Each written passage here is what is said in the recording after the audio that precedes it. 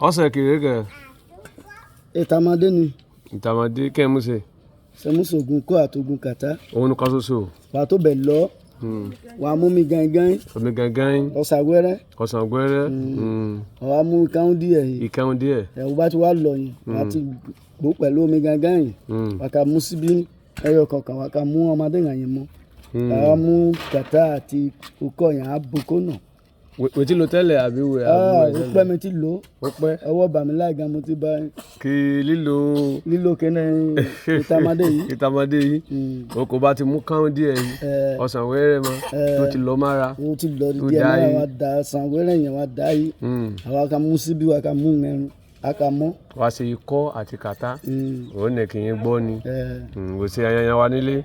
Ọ̀sẹ̀ ó nẹ̀ kí yín mọ̀ọ́sẹ̀ bá sọ̀rọ̀ tán nípa pé iṣẹ́ tí lo Itamade ní ilẹ̀ Ikalẹ. Ìsátàkà mú wá rẹ̀ yìí o pé kí ẹ ṣe gangan kẹ́ mú ṣe. Tó bá dẹ̀ mọ̀ àwọn mú ẹ tún mú ṣe.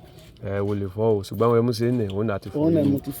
Dẹ̀dẹ̀ la lò dáadáa ló bá fẹ́ di lè jẹun rẹ̀. Òkè ọmọ gẹ̀ẹ́sì orúkọ mi ní IgiAruwe Tv Diary. Òun ẹ̀ títò ní mo kí n hàn bí hàn lẹ́ o.